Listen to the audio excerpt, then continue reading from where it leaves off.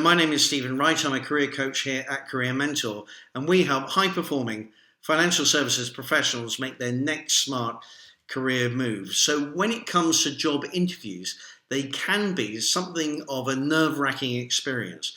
And there are possibly 4 mistakes that are very easy to make, and yet when you're aware of them, equally very easy to avoid. Let's go through them now. The first is answer the question. Sometimes people will have done excellent preparation for their next interview. They will have anticipated the questions that they're likely to be asked, thought about the answers they'll give, and perhaps even practiced giving those answers. The problem, of course, comes when we come to the interview and you're asked a similar but different question. So you trot out your well-rehearsed answer only to have given an excellent answer but to the wrong question. So the answer here is really simple. Listen very carefully to what it is that the interviewer is asking. Think about what lies behind that question and simply answer the question that's being asked. Of course, you can draw upon all the practice answers that you have rehearsed already, but do concentrate on answering the question. Second point is to keep it tight and not become waffly. So when I'm working with my coaching clients, we will rehearse question and answer. And initially, when we start practicing things, sometimes the answers that my clients give will fall into becoming a little bit too waffly, a little bit too elaborate, and so on. So the answer here is to keep things nice and sharp, crisp and punchy, and then stop talking. You can go on forever and the interviewer is likely to allow you to go on for as long as you like, but I'm going to suggest that you want to keep it tight.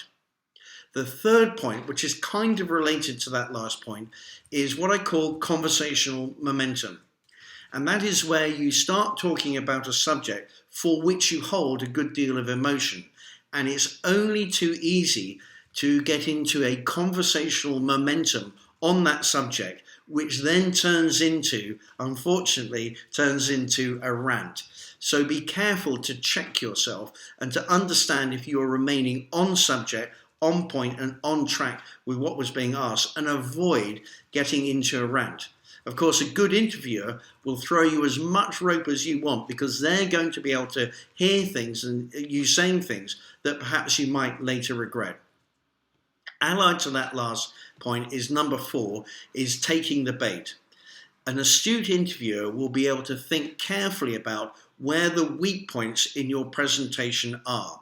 And they may also be able to guess what is likely to trigger you. So they will put baited hooks into the water to see if they can bait you to get onto a subject which may leave you feeling a little, or may open you to being a little bit vulnerable in the way in which you're presenting yourself. So for example, if you have recently been let go by a firm, they may ask you about that in such a way that it's only too easy for you to say negative things about your former employer, which of course is something that we want to avoid. So do be careful of interviewers who are gently laying little baited traps for you to fall into. So in summary, therefore, answer the question, keep it tight, avoid conversational momentum, and avoid any baited traps that the interviewer may be setting for you. Stay on point, stay on track, and you'll have a great interview. I hope you found that useful. I'll be putting the blog that I wrote about this in the comments below, and thanks very much.